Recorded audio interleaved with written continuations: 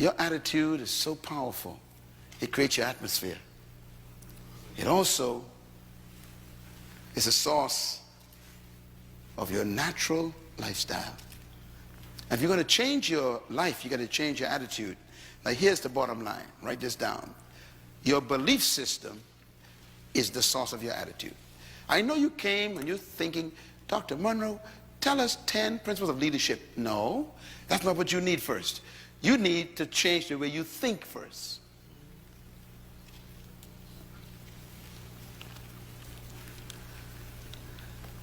I was invited to speak at Harvard University a few months ago, and the room was filled with all of these technocrats and these professors and all these, Ivy League people. And they invited me to speak on leadership. Do you know what I came in there and talked about? I talked about thinking. When I was finished, first standing ovation ever at Harvard University, they says. They had never heard anybody get into their heads before.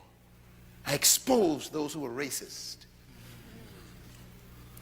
I showed them that your thinking is your philosophy that destroys the way you treat people in your department. That's good. And until your thinking change, you are contaminated leadership. They had never heard such a level of teaching on leadership. Why? Because unless your mind changes, you will never become a leader. Ladies and gentlemen, let me put it this way.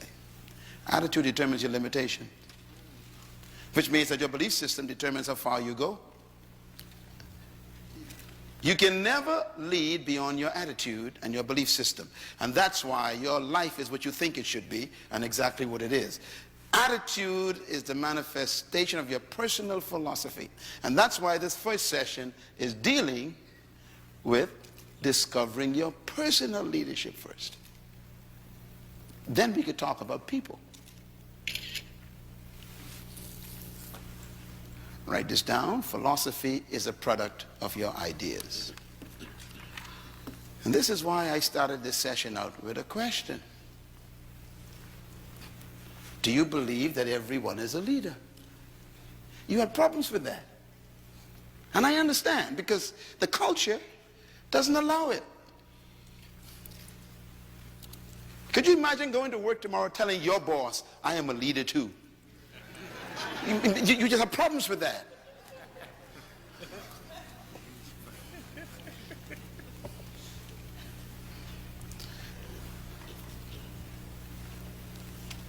People tell me, they have a PhD in physics, and I laugh at them. I say, really? So what does that mean? That means nothing to me. That doesn't make you better than me.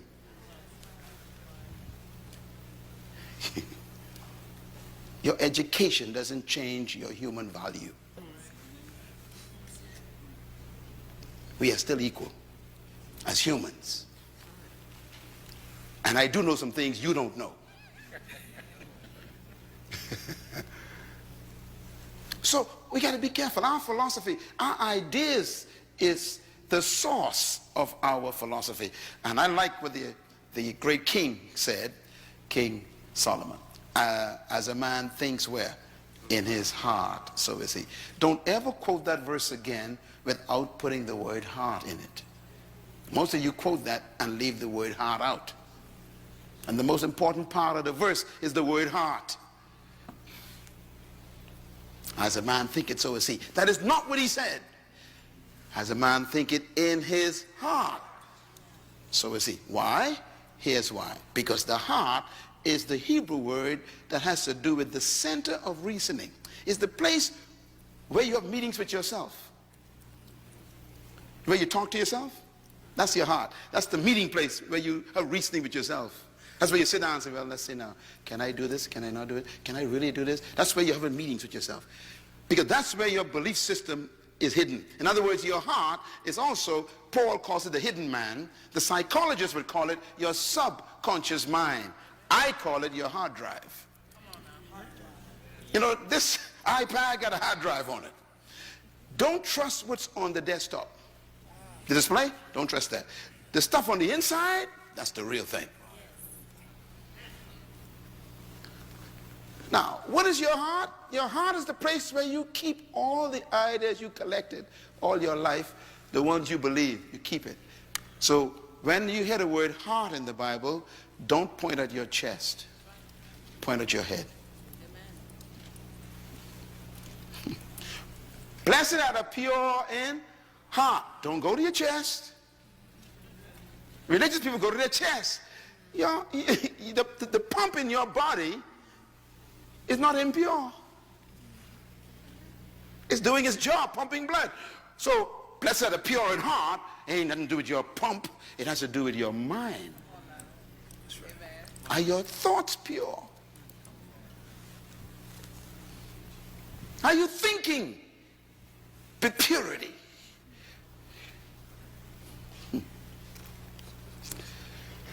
So, he says, as a man thinking in his heart, so is he.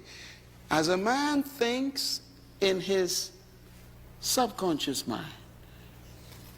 What have you downloaded as your software on your hard drive that you believe?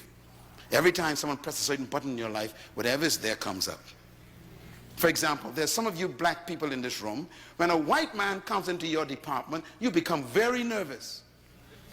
And when a black man comes, you act like you don't care. In other words, there's something in your heart, your hard drive still got some problems. There's some viruses. You're sick.